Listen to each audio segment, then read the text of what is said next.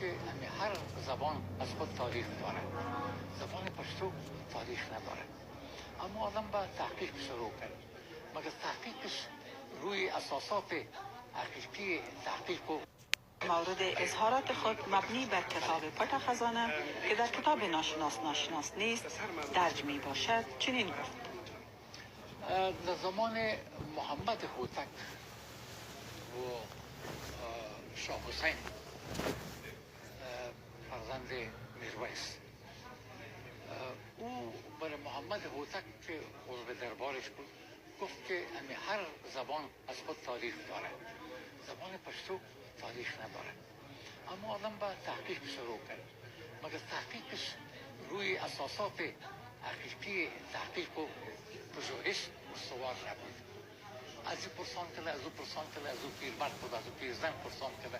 اونا چیزی که برش گفتن که در چیزی در علما هم آمده که امیر کرور کدام نفر بوده 1200 سال یا 1300 سال پیش و همین شعر گفته که زیمز مرای پر جنری تر ما اطل نسته، بل په زابل نشته، بل په کابل نشته.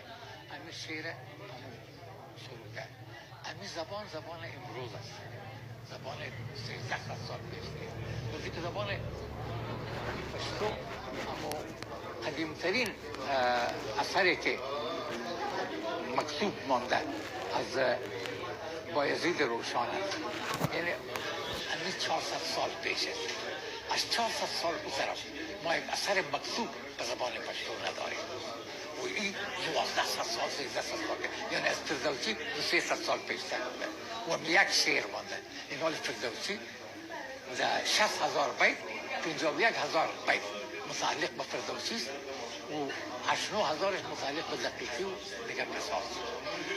در او 10 یا 15 کلمه اگر عربی آمده باشه فارسی خالص مطلق است، شاهنامه است، فارسی خالص مطلق است. او معلوم میشه که 900 سال پیش زبان به اون درجه رسیده بود. این حال قدامت زبان نشان میده که در 900 سال پیش که این رقم زبان بوده که از عربی کمتر استفاده کرده و کلمات خالص فارسی توانا بود، هر که دانا بود، با دانش پلی پیش برنا بود. این چیز همین چیز ما در پشتو نمیافیم. همین چیزی که امیر کرور آورده، امیر کرور متاسفانه در اولادی امیر پولاد به نام امیر کرور کسی نبوده و هیچ جای به نام ازی وجود نداره. از این خاطر میگن که جهل است. من دیگه بسیار دقیق مطالعه رئیس علما ندارم. ما با مطالعه عادی و سطحی که کردیم مجله ها را خواندیم جدا و بیا. الفنستون یک وقت به کابل آمده بود، عبدالحی حبیبی ازش پرسان کرد که همین چی را تصدیق کنه که اینمی پس خزانه کتاب 1200 سال 1300 سال پیش پس خزانه. او گفت من کتاب نبینم، کاغذش نبینم، طرز خطش نبینم، زبانش نبینم که زبان چی وقت بوده. من نمیتونم که بکارم تصدیق نکنم. از این خواستم تا اونا حاضر نشدن که کتاب نشانش بدن؟ نه قطعا نبود، کتاب نبود. کتاب نبود یا اگر بوده به قلم نوشته شده بود. عبدالحی حبیبی در یک جای گفته که من زبان مرده پشتو را زنده ساختیم. آیا این میتونه خدمت باشه به زبان پشتو؟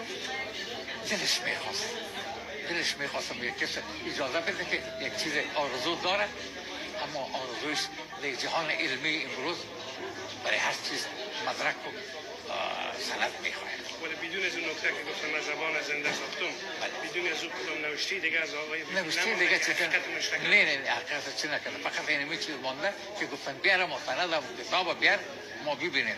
کاغذش از روی کاغذش با میده میشه که به کدام سال مربوط است، از روی نوشتهش به کدام عصر مربوط است، از روی املایش، از روی کلماتش. از برای پر جنری تر ما اصلا زبان امروز است، زبان 1200 سال پیش نیست. و از اینکه بایزید روشن که شما بخوانه آخوند درویزه مقابلش پیش نیست که نامش هست. آخوند درویزه این مقابلش هست. این پشتوی زیر که شما بخوانه و میفهمید که با کلی از این چیز دور است، از زینز برای در حالی که 400 سال سابقه داره. دیگه من بسیار جرأت میکنم که میگم میذارم مگه به دار میکشنم.